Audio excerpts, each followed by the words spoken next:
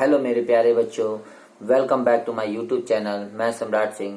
आज आपका जो वीडियो बना रहा हूँ, आपको मैं बताऊंगा कैसे स्टडी करते हैं। बहुत बच्चे अपने पढ़ाई पे निराश हो जाते हैं, लेकिन आज जो भी आप ये पूरा वीडियो हमारा देखेंगे तो आपको समझ में आएगा कि कैसे आपको स्टडी करना और किस तरह से अच्छे बच्चे पढ़ाई करते हैं।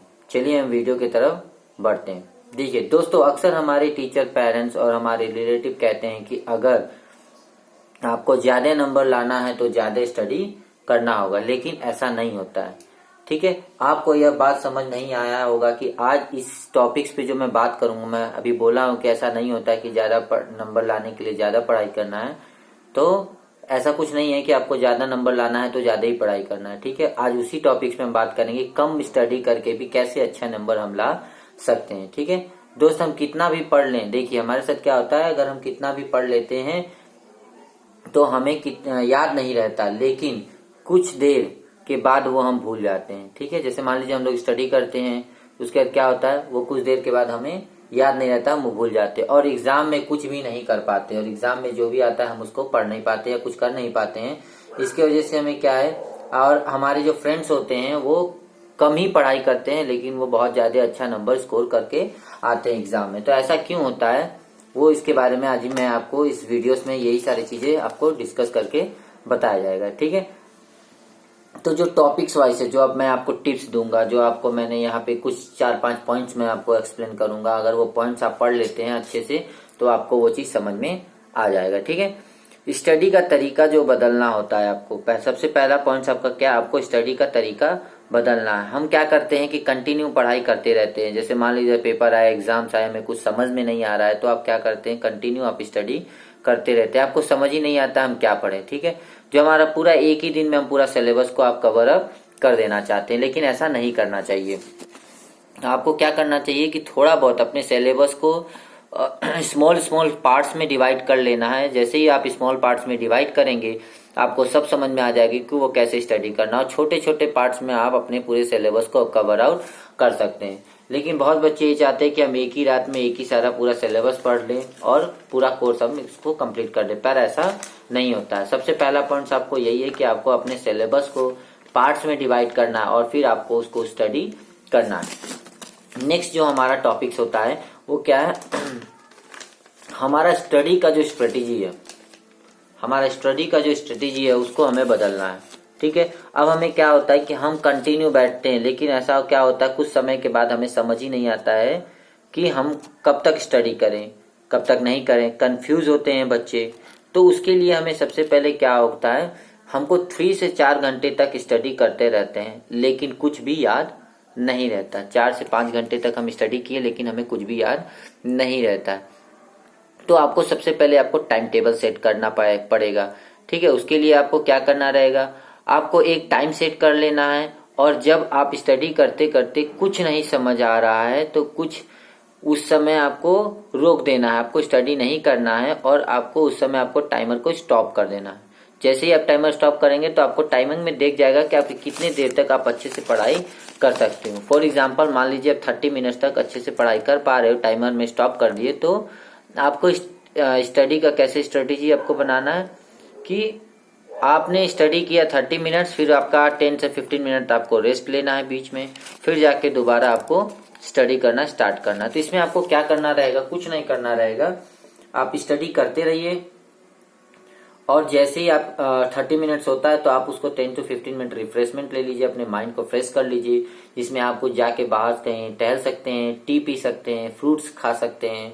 ठीक है, नहीं कुछ हुआ तो आप किचन में जाके कुछ भी खा सकते हैं। तो इसमें आपका क्या हो जाता है, बहुत ही रिफ्रेशमेंट फील हो जाता है, और फिर आपको आके स्टडी कर सकते हैं। तो आपका सेकेंड पॉइंट हो गया कि आपको अपने टाइम टेबल सेट करना है एज अकॉर्डिंग।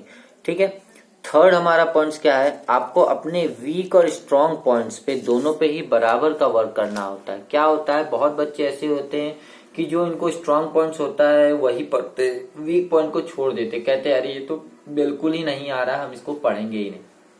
और अक्सर पेपर्स में क्या हो जाते हैं, उसी में से सबसे ज्यादा नंबर का क्वेश्चंस आ जाता है, या एग्जाम्स में सबसे ज्यादा नंबर पूछा जा सकता है। और कभी कभी ऐसा सिचुएशन आता है कि बच्चे सोचते हैं स्ट्रांग वाला तो हमें याद ही है, तो चलो जितना भी वीक वाला है हम उसको स्टडी कर लेते हैं, लेकिन इसमें भी क्या हो जाता है, उसमें भी आपका प्रॉब्लम्स आ जाते हैं। कि स्ट्रॉन्ग वीक को पढ़ते पढ़ते आप स्ट्रॉन्ग वाला रिवाइज नहीं करते और जो पता रहता है वो भी आप भूल जाते हैं। तो हमें क्या करना है, दोनों का टाइमिंग सेट कर लेना। और अब टाइमिंग कैसे सेट करेंगे या हमें कैसे पता चलेगा कि आपका ये चीजें हमारा वीक है, ये हमारे स्ट्रॉन्ग्स हैं? तो इससे सबसे आसान तरीका आपका टेस्ट लीजिए। सैंपल पेपर्स बहुत सारे आते हैं, क्वेश्चन टेस्ट आते हैं, आपके प्रीवियस ईयर के क्वेश्चन पेपर आते हैं, ये सारे कुछ आप सॉल्व करेंगे तो अपने आप ऑटोमेटिक आपको पता चल जाएगा कि कौन सा चीज आपको अच्छा आता है, कौन चीज नहीं आता। और जैसे जो चीज आपको उसमें नहीं आता आप अपने टीचर से गाइडलाइंस ले सकते हैं। अभी कोई प्रॉब्लम्स है तो आपके बहुत सारे यूट्यूब चैनल्स हैं, आप वहां से स्टडी कर सकते हैं। ठीक है, तो आपको प्रॉब्लम सॉर्ट आउट करिए और उसके साथ अकॉर्डिंग आप उसको पढ़िए। ठीक है, नेक्स्ट हमारा जो पॉइंट होता है नंबर 4 पॉइंट, हमको पता है कि हम सबका मूड इन्वायरमेंट पे डिपेंड होता है। जो भी हम स्टडी करते हैं वो हमारे किसके ऊपर डिपेंड होता है, इन्वायरमेंट के ऊपर डिपेंड होता है। अब आप खुद ही सोचो कि आप अपने रूम में जहाँ पे स्टडी करने वाला था वहां पे पढ़ रहे हैं और बगल में आपके यहाँ शादी चल रहा है और शादी में आपका बहुत मस्त मस्त गाना बजता है, बहुत सारे ट्रेंड होते हैं, तो आपको उसमें क्या लगेगा, आपका माइंड जो है वो हमेशा डाइवर्ट हो जाएगा उसके शादी की तरफ। या आप ऐसे इस जगह पे बैठे हैं जहाँ पे बहुत सारे नॉइज हो रहे हैं। तो नॉइज का क्या मतलब है कि जैसे आप कुछ स्टडी करने बैठ रहे हैं, बाहर गाने चल रहे हैं, आपका बाहर बहुत सारे शोर हो रहे हैं, तो आपका जो भी कंसंट्रेशन होगा वो स्टडी की तरफ नहीं रहेगा। तो आपको जो 4th पॉइंट हमारा यही है कि जो हमारा मूड होता है एज पर इन्वायरमेंट के हिसाब से चेंज होता है। जैसे कि मैं अपना खुद का एग्जांपल देके, जब मैं स्टडी कर रहा था क्लास 10th में, तो मुझे अपने रूम अकेले रूम में जाके पढ़ना बहुत ही अच्छा लगता था, क्योंकि मुझे कोई डिस्टर्ब करने वाला नहीं चाहिए स्टडी के समय।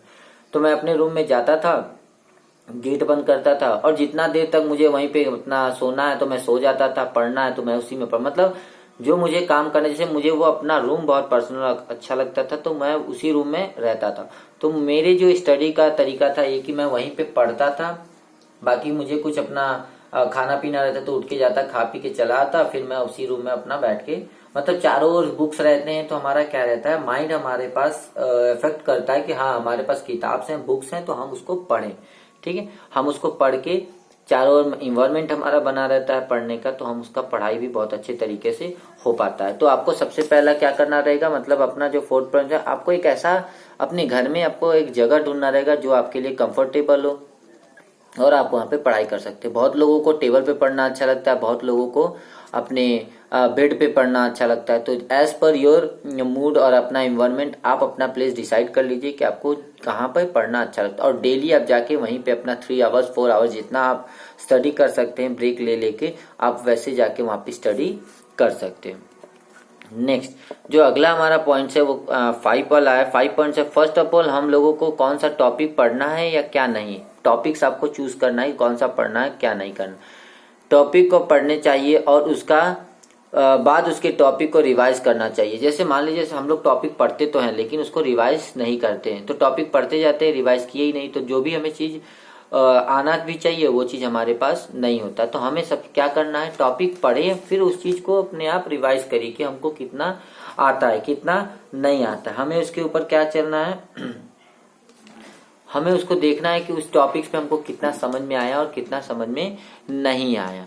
ठीक है, ये हमारा 5th पॉइंट था। क्वेश्चन नंबर मतलब आपका जो 6 पॉइंट है, ठीक है, जो आपका 6 पॉइंट है बहुत ही इंपॉर्टेंट है। हमें क्या करना है, किसी भी टॉपिक का हमको उसके ऊपर नोट्स बनाना होता है। क्या करना रहता है, नोट्स बनाना होता है। जैसे मान लीजिए हम पढ़ाई तो कर रहे हैं लेकिन हम किसी चीज का नोट्स नहीं, बस रीड आउट करते जा रहे हैं, तो हमें कुछ देर के लिए ही समझ में आएगा लेकिन हमारे माइंड में वो कैप्चर नहीं होगा। अगर हम नोट्स बना लेते हैं, कभी रिवाइज करना होगा तो डायरेक्ट हम उस नोट्स पे कर लेंगे। फॉर एग्जाम्पल जैसे हमारे क्लास में टीचर्स पढ़ा के गए तो हमें अपने लैंग्वेज में अपने भाषा में जो भी हमें चीज समझ में आया हम उसके अकॉर्डिंग नोट्स बना लेते हैं। कि मान लीजिए अगर कुछ नहीं समझ में आएगा तो हम अपने उसके अकॉर्डिंग नोट्स बना लेंगे तो हमको समझ में आ जाएगा।